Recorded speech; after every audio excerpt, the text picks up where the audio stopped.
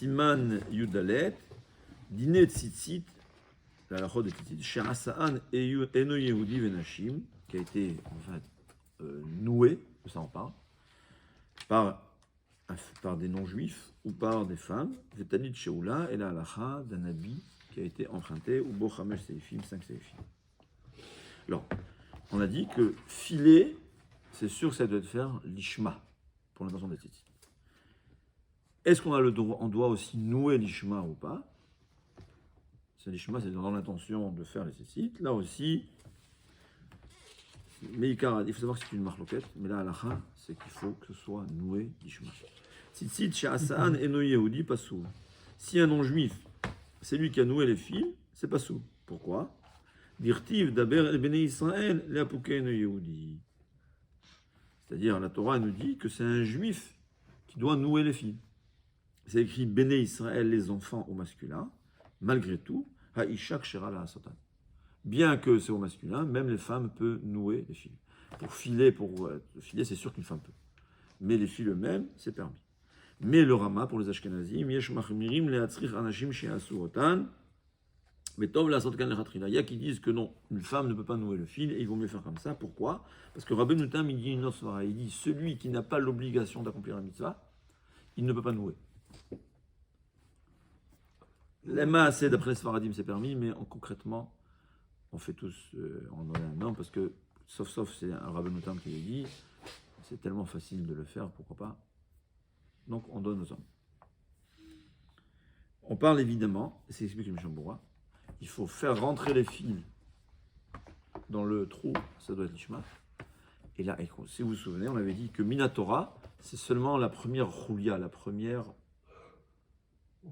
étape, c'est-à-dire nœud, 3 enroulements et nœud, c'est la première roulia, c'est ce qui est Minatora. Le reste, c'est Midera Banan. Puisque c'est Midera Banan, dit le Mishnah Berurah qu'a posteriori, il suffit que la première roulia, comment dire, la première vertèbre. Ah d'accord, ouais, c'est comme c'est une vertèbre. En fait, c'est le tzitzit, il y a 4 vertèbres, on va dire. Ouais. Nœud enroulé et encore nœud. C'est ce que le Mishnah Berurah, on avait dit une fois, que quelqu'un qui se retrouve Erev Shabbat, il n'a pas le temps. C'est le minimum à faire, et le tzitzit est kasher. Si on peut, il faut tout de suite le faire. Le Motzei Shabbat, il faut tout de suite compléter. Mais s'il se retrouve ou compléter ou ne pas avoir de tzitzit, c'est sûr qu'il va prendre le tzitzit comme ça, parce que c'est ce qui est nécessaire Minatora. Donc la même chose. Je crois on avait vu dans la Simone d'avant que si il y en a qui étaient coupés et qu'on pouvait pas faire un nœud coulant alors qu'ils sont pas cachés. Et que dans tous les cas il suffit que ça pour que ça soit caché. Eh ben, alors, premièrement, on a vu que d'après le riz c'est valable, eh ben, tu vas dénouer. Tu vas désenrouler. Mais en désenroulant, c'est assez velomina assoui. Ah. D'accord? Ouais. Tu peux désenrouler, c'est assez velomina assoui. Et c'est seulement a posteriori. C'est-à-dire, si quelqu'un n'a pas de tzitzit, c'est ce qu'il devra faire. Et encore, parce qu'il y a assez velomina assoui. Parce que c'est-à-dire, il faut qu'il y ait du fil libre, on va dire. Il y a le fil enroulé et le fil libre. Minatora. Ça, c'est Minatora qu'il faut les deux parties. Seulement Minatora, il suffit une vertèbre, ça veut dire une roulia, et, comme on l'a vu, un peu de fil. Midera banane, il faut 4 pouces et 8 pouces, si vous vous souvenez, la grandeur. Donc il dit que c'est, en général, c'est le premier. Un katan, quelqu'un qui n'est pas bar mitzvah, est-ce qu'il peut le faire ou pas? Là aussi, c'est un problème. Parce que le katan, on ne peut pas dire que sa kavana est le lishma. Il y a qui disent que si on lui dit fais lishma, donc il le fait les shem tzitzit. Mais il y a qui disent que d'un côté, d'après Rabbeinu Tam, étant donné que lui il est exempté de la mitzvah, il ne veut pas nouer. Le Mishnah Berurah il dit qu'un katan, on peut lui permettre de nouer son tzitzit pour soi-même. Mais dès qu'il aura bar mitzvah, qu'est-ce qui va se passer? Le Mishnah Berurah lui-même il dit que s'il sait qu'il a fait l'ishma, c'est valable. Mais il y a qui ne sont pas d'accord avec le Mishnah Berurah, parce qu'il n'est pas tout, selon Rabbeinu Tam, surtout d'après les Ashkenazim, c'est quelqu'un qui est exempté. Et qui disent non, puisqu'il sera chayav, c'est pas comme les femmes. C'est des discussions, tout ça. En général, pour la bar mitzvah, on achète un nouveau tzitzit, c'est mieux toujours. A posteriori, le katan, ce que lui-même a noué, il peut continuer après la bar mitzvah, s'il sait que ça a été fait l'ishma. Mais rappelez-vous, souvenez-nous, on parle toujours de la première choulia. D'ailleurs, si c'est un enfant, tu veux l'habituer à la mitzvah, c'est mieux que le père fasse la première choulia, le premier vertèbre, comme on appelle ça, et le reste, tu donnes à l'enfant qui fait. Donc, ce cas-là, ça sera valable les koulan. Maintenant, est-ce que on va Yitin tzitzit, Yitin Israël tzitziot bebeged belo kavana. S'il a noué sans kavana. Im en tzitziot acherim le'achshiro, yesh lismor al harambam shemarshir. Le Rambam, lui, il dit que tout ce qu'on a besoin, que ce soit fait l'ishma, c'est seulement au niveau au filage, quand on file. Mais noué, tu n'as pas besoin que ce soit l'ishma. Alors c'est un avis. C'est pas ça la halacha. C'est pour ça qu'il dit lo yevarech alav, on n'aura pas le droit de faire. Mais si j'ai ou ça ou rien, je n'ai pas la possibilité de défaire et refaire, il vaut mieux porter parce que selon le Rambam, il accomplit la mitzvah. Mais là, le Mishnah Berurah, il rappelle quelque chose, il dit très intéressant. Apparemment, le minhag était de ne pas dire le Shem mitzvah tzitzit. Et le Mishnah Berurah, il essaye de comprendre pourquoi. Alors il dit comme ça, étant donné qu'il s'agit d'un tzitzit, qui est fait juste pour la mitzvah, c'est-à-dire, il y a une différence entre un habit que je porte et je veux mettre le fil. Et même ça, le Mishnah Berurah, il se doute. Mais quand j'ai un talit et je noue, pourquoi je le fais? Pour la mitzvah. Je n'ai pas besoin de le dire, je peux le penser explicitement. Donc, a posteriori, puisque on le fait, il dit les yachev et aminahag, pour expliquer la coutume pour laquelle, dans le temps, aujourd'hui je pense que c'est différent. Mais en tout cas, dans le temps du Mishnah Berurah, les gens ne disaient pas les Shem mitzvah tzitzit. Il dit les yachev et aminahag, il faudra dire que puisque quelqu'un, il noue pour la mitzvah, c'est évident qu'il le fait les Shem mitzvah, il n'a pas besoin de le dire. Ce qu'il faut savoir, qu'on peut le penser, mais l'idéal c'est de le dire. Et de le dire, comme on l'avait expliqué, de dire tout ce que je fais, ce sera les Shem mitzvah tzitzit. Mais a posteriori, il faut savoir que le Mishnah Berurah dit que c'est kasher, parce que c'est évident qu'il a fait les Shem mitzvah tzitzit. Il y a une parenthèse que je voudrais rajouter. J'ai pas vu ça écrit, mais je pense que c'est vrai. Le Mishnah Berurah dit dans l'Ilchot Shabbat que quand on va acheter les aliments de Shabbat, il faut dire l'Ichvod Shabbat Kodesh. Pourquoi dit le Mishnah Berurah? Ça rajoute de la kedusha dans les aliments. On y voit une chose, premièrement, que les aliments de Shabbat, c'est kadosh. C'est le kadosh, quand tu le manges, c'est une mitzvah, ça sanctifie. Ouais. Il faut savoir, quand une seudat Shabbat, évidemment qu'elle a été cuisinée, karaoui. Si malheureusement elle est cuisinée Shabbat, ouais, le repas, c'est fait, c'est kadosh, c'est ça. C'est important de manger, comme on a l'habitude de dire, puisque c'est Erev Shabbat, chaque bouchée, c'est une mitzvah. Il faut savoir.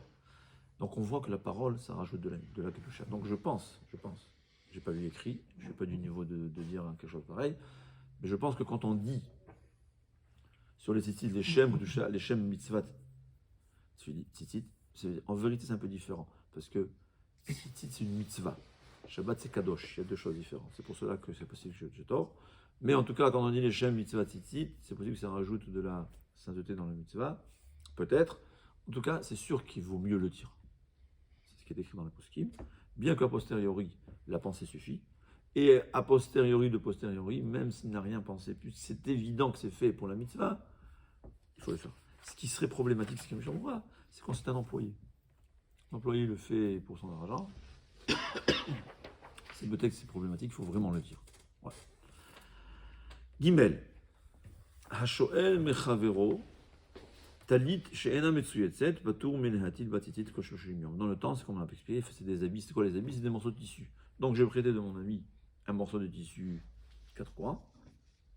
J'ai le droit de le porter pendant 30 jours sans nouer les tzitzit. Pourquoi? Parce que l'achem, pour accomplir la mitzvah de tzitzit, il faut que l'habit t'appartienne. On fait même les fils t'appartiennent. Si ça ne t'appartient pas, tu es exempté. Mais ceci, c'est seulement pendant 30 jours. Dirtiv, kesutecha, veloshnacherim, ton habit et pas celui qui a prêté des autres. Aval, achar shloshim, mais après 30 jours, chayav miderabanan. Miderabanan, il est obligé de le faire. Mipne, shenir et keshelo, parce que les gens vont croire que c'est le sien. Shavua, il dit, je peux lui rendre au bout de 15 jours et le reprendre. C'est une chose qui n'est pas concrète, mais ça pourrait arriver si on se trouve en Afrique et le seul habit qu'on a, c'est un morceau de tissu. Mais il faut savoir que ça doit t'appartenir. On verra que c'est concret quand même pour aujourd'hui. Ce qu'il faut savoir, dit le Mishnah Berurah, que s'il veut, il peut mettre les tzitzit d'avance et accomplir la mitzvah et même faire la bracha. Mais là, il dit pourquoi? Parce que c'est comme les femmes, que d'après la halacha, d'après les Ashkenazim, une femme qui veut, elle peut faire la bracha. Donc c'est possible que d'après les Sfaradim, dans un cas pareil, on pourrait mettre le tzitzit, mais on ne pourra pas faire de bracha. D'accord? La question se pose, on verra, des fois pour en France, mettre la mezouza avant le temps. Il faut savoir que la même chose pour la mezouza. Mezouza, c'est obligé seulement 30 jours dans après. ta maison. Donc il faut attendre, c'est une maison que je loue, il faut attendre 30 jours. Est-ce que je peux mettre avant ou pas? D'après le Mishnah Berurah, oui, et avec bracha. D'après les Sfaradim, c'est à revérifier, je ne me souviens pas. Bon, il faut savoir. Mais, bon. Maintenant, qu'est-ce qui se passe? Sha'ala, je m'excuse, il dit comme ça, pour lire, on a dit oralement, mais on va le lire quand même. Imir zero torshoshim vechazar velekachor eno mitztaref, paena shoshim yom retsouvim. Il faut que je l'ai prêté pendant 30 jours d'affilée. Si 15 jours ou 29 jours, je l'ai rendu, tu me l'as reprêté encore, c'est pas nécessaire de mettre le tzitzit, c'est un moyen. Maintenant, et là, c'est l'alakha qui va nous conclure. Tout ce qui nous concerne, c'est la suite. She'ala keshehi metsuyetzet mevarech aleha miyad. Si tu m'as prêté un habit dont les tzitzit sont déjà noués, il faut faire la bracha tout de suite. Pourquoi? Parce que là, il faut savoir que puisque tu sais que je te prête mon talit pour faire la bracha, et toi et moi savons que pour faire la bracha, il faut te donner. Donc quand je te dis prête-moi, tu comprends que ça veut dire tu me le donnes, pas un cadeau total, parce que sinon je risque de me sauver avec. Matana almenat le'arzir. Tu me donnes dans l'intention de te le redonner. Et c'est la raison. Donc même si on ne sait pas parler, c'est ce que moi et toi et moi, on a l'intention. Moi, j'ai l'intention de le prendre pour l'acheter, l'acquérir, je veux dire. Toi, tu me le donnes. Un don, almenat le'arzir. Le problème se passe quand c'est quelqu'un qui ne connaît pas la halakha. Et de toutes les façons, le Mishnah Berurah il dit que même quand on se connaît la halakha, il vaut mieux dire donne-moi un matlarzir ou je te donne un matlarzir. Il vaut mieux le faire parce que des fois c'est un oubli, des fois on ne fait pas attention. Mais en général, c'est ce qui est dans notre inconscient quand on connaît la halakha. J'ai pas vu dans les poskim actuels qu'est-ce qui se passe quand j'emprunte de quelqu'un que c'est un grand sadique, mais il n'a pas eu le temps d'écouter et de faire ses halakha. Alors peut-être que s'il savait que c'était ça la halakha, il me l'aurait donné. Je ne pense pas que ça fonctionne. Donc toujours l'idéal, c'est de le dire. Je te le donne, à matlarzir. Par contre, tout ça c'est quand je veux vraiment mettre le tzitzit pour le porter, pour accomplir la mitzvah. Mais quand c'est juste pour monter à la Torah, ou quand c'est juste en passant à les kavod. Il y a beaucoup, peut-être chez Sfaradi moins, mais chez Ashkenazim, par exemple, tout celui qui monte à la Torah, tout celui qui même prend le Sefer Torah, on a besoin de mettre un talit pour l'honneur. Là, on n'a pas l'intention vraiment d'accomplir la mitzvah, donc ce n'est pas l'intention d'acquérir le talit, et on n'a pas besoin de faire la bracha. Concrètement parlant, c'est une question que tu m'as pas demandé, il y a des acharonim qui pensent que quand on met un talit juste pour le kavod, comme dans le cas de juste pour faire sortir un Sefer Torah, ça ne s'appelle pas que je le fais pour la mitzvah, et même si c'est mon propre talit, je ne dois pas faire la bracha. Les maasé, on fait, il y a qui veulent faire, si c'est le tien. Mais il faut savoir, donc c'est la même question qu'on m'a demandé hier, quelqu'un a pris un talit juste pour la photo. Alors d'après ça ne s'appelle pas pour faire la mitzvah, il est exempté. Ce qui dit qu'est-ce qu'il faut faire? Il faudra avoir l'intention de continuer, de rester avec ton talit, et pour l'échelle akiyum mitzvah, dans l'intention d'accomplir la mitzvah, et là je pourrais faire la bracha. Mais si c'est juste pour le kavod, parce que je suis mal habillé, il y a des poskim qui disent qu'on ne peut pas faire la bracha. Donc, c'est à éviter de faire un cas pareil. Dans un cas pareil, il faudra continuer et le porter au-delà de la nécessité. Si c'est un talit de mon ami ou un talit de la synagogue, je ne pense pas de l'accueillir. Pour éviter le problème. Il n'y a pas de zman pour mettre le talit? Bon, c'est pas juste pendant la tfila de Shachar. On a dit, non, le talit, c'est comme le talit Kivan. Chaque jour, tu fais une mitzvah. Donc si je veux à Mincha, je mets mon talit gadol. Mais il y a, tu sais quoi, tu as raison. Mais il y a un interdit qui s'appelle ne sois pas drôle. Ça, il faut savoir.